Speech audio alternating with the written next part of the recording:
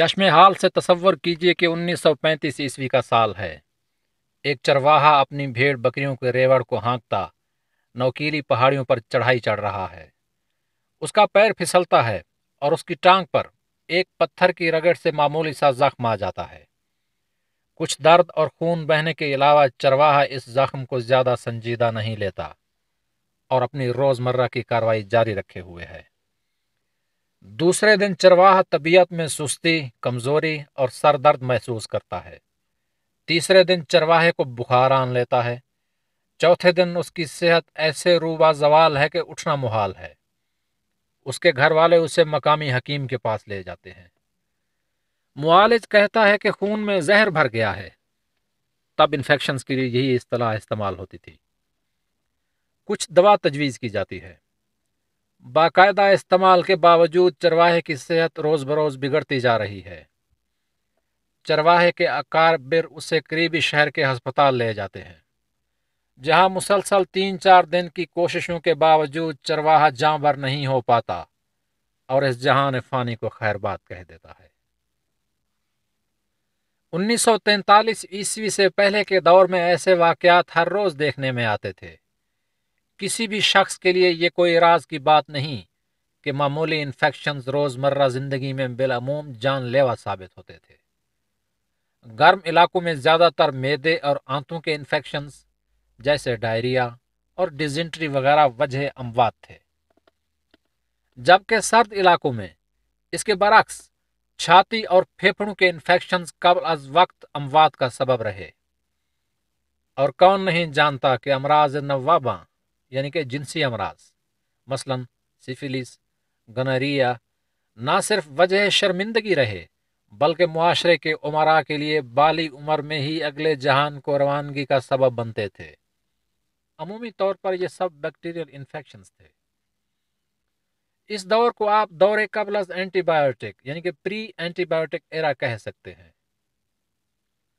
लेकिन दूसरी जंग अजीम के ऐन वस्त में तिब की दुनिया में एक मोजज़ा ज़हूर पजीर होता है, जब सर अलेक्जेंडर फ्लेमिंग एंटीबायोटिक्स दरियाफ्त करते हैं।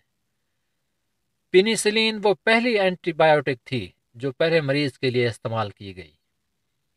याद रहे कि मज़कूरा दवा लेने वाला पहला मरीज ऐसा शख्स था जिसको अपने बाग की सैर के दौरान माथे पर टहनी के लगने से एक कांटा चुभता है, जो बाद में एक जख्म में तब्दील होता हुआ उस शख्स के आधे सर पर पीप पड़ने का सबब बनता है।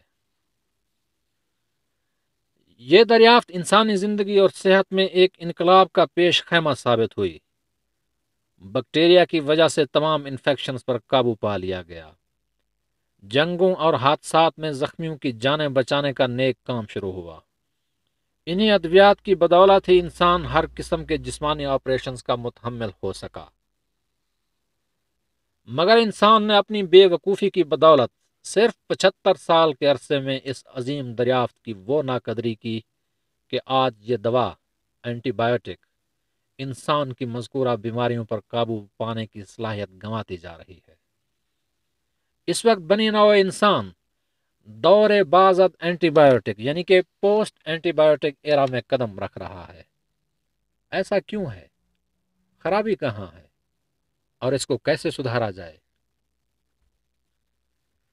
दर हकीकत एंटीबायोटिक एक कीमियाई अंसर मॉलिक्यूल है जो बैक्टीरिया को मारने की सलाहियत रखता है। गोया कि ये दुश्मन के खिलाफ एक हथियार है जिसके इस्तेमाल से हम दुश्मन पर काबू पा सकते हैं, और हम ऐसा करते आ रहे हैं। मगर फितरत के कवानीन में हर जी रूह को हमला आवर के हथियार से बचने की तदाबीर की सलाहियत भी अता की गई है। यही खसूसियत बैक्टीरिया में भी पाई जाती है।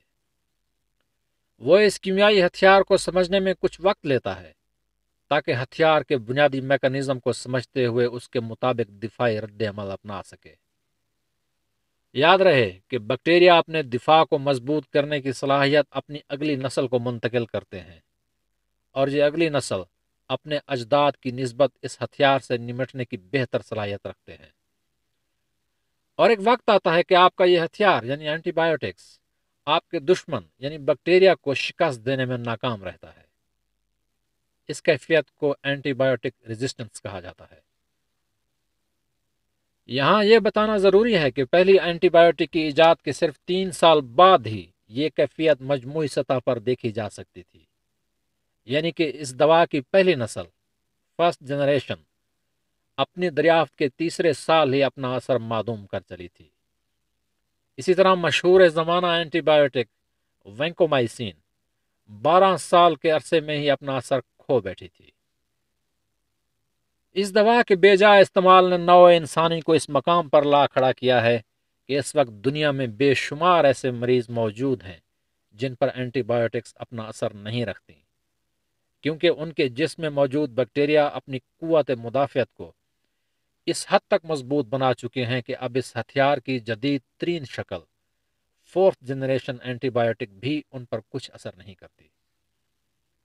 ایسے لوگ مجبور ہیں کہ ہر وقت ماسک پہنے رکھیں کہ کوئی جراثیم سانس کے ذریعے حملہ آور نہ ہو۔ یہ افراد موٹر سائیکل یا ایسی کسی بھی سواری کے متحمل نہیں ہو سکتے کہ کہیں کوئی چوٹ نہ لگ جائے، حتیٰ کہ کھیل کود سے بھی عاری ہیں، کیونکہ کسی بھی چوٹ کی صورت میں وہ انفیکشن کو دعوت حملہ دے بیٹھیں گے۔ اور ایسے لوگ ہزاروں کی تعداد میں موجود ہیں جن کی زندگی اجیرن ہو چکی۔ یاد رہے کہ 15 سال قبل اس کیفیت یعنی اینٹی بایوٹک ریزسٹنس کی وجہ سے شرح اموات 50,000 افراد سالانہ تھی۔ آج سالانہ یہ تعداد 7 لاکھ افراد سے زیادہ ہے، اور اگر ہم نے اس معاملے کو سنجیدہ نہ لیا تو اگلے 30 سال میں یہ تعداد 1 کروڑ افراد سالانہ ہوگی۔ سائنسی نقطۂ نگاہ سے یہ سمجھنا ضروری ہے کہ بیکٹیریا صرف 20 منٹ میں اپنے سے بہتر قوت مدافعت کی حامل نسل کی افزائش کی صلاحیت رکھتا ہے، مگر ہمیں اگلی نسل کی اینٹی بایوٹک کے بنانے میں کم از کم 10 سال کا عرصہ درکار ہے۔ یہ تناسب کسی بھی ذی عقل انسان کے شعور میں زلزلہ پیدا کرنے کے لیے کافی ہے۔ ایک دوسرے پہلو پر بھی غور کیجیے۔ ان ادویات کا ثانوی استعمال ہم بذریعہ خوراک کر رہے ہیں۔ دنیا میں جتنی بھی اینٹی بایوٹکس بن رہی ہیں ان کا 80% استعمال حیوانات اور نباتات پر ہو رہا ہے، اور ہم ان حیوانات اور نباتات کو خوراک کی صورت میں استعمال کرتے ہوئے نہ چاہتے ہوئے بھی ان کے اجسام میں موجود ان ادویات کے مضر اثرات سے متاثر ہو رہے ہیں۔ اس سے بچاؤ کی تدبیر انفرادی سطح پر انتہائی مشکل ہے۔ اس کے لیے عوام الناس میں ایک اجتماعی شعور پیدا کرنے کی ضرورت ہے تاکہ حکومتی سطح پر اس مسئلے کو اٹھایا جا سکے۔ مگر زیادہ سنجیدہ مسئلہ اینٹی بایوٹکس کا ڈائریکٹ استعمال ہے جو ہم روزمرہ زندگی میں کرتے آ رہے ہیں۔ تحقیق کے مطابق مغرب میں 50% اینٹی بایوٹکس کا استعمال بلا ضرورت کیا جا رہا ہے، اور یہ طبی معجزہ ڈاکٹر صاحبان کے ہاتھوں سرزد ہو رہا ہے۔ ہمارے ہاں یہ شرح کہیں زیادہ ہے۔ اندازہ کیجئے کہ ہر تیسرے مریض کو نزلہ اور زکام کی صورت میں ان ادویات کے استعمال کا مشورہ دیدہ دلیری سے دیا جاتا ہے۔ سمجھنے کی بات ہے کہ نزلہ اور زکام کی وجہ عموماً بیکٹیریا ہے ہی نہیں، تو اس کے رد کے لیے اینٹی بایوٹکس کا استعمال صرف اور صرف آپ کی قوت مدافعت کو کمزور اور بیکٹیریا کی مدافعت کو مضبوط کرنے کا کارنامہ سر انجام دے رہا ہے، اور حاکم بدہن آپ کے بچوں کی زندگی کے لیے ایک جان لیوا خطرے کا پیش خیمہ ثابت ہو سکتا ہے، کیونکہ وہ وقت دور نہیں کہ بیکٹیریا کے خلاف استعمال ہونے والی یہ ادویات اپنا اثر کھو بیٹھیں، جیسا کہ ہم جانتے ہیں کہ اینٹی بایوٹک ریزسٹنس روز بروز بڑھتی جا رہی ہے۔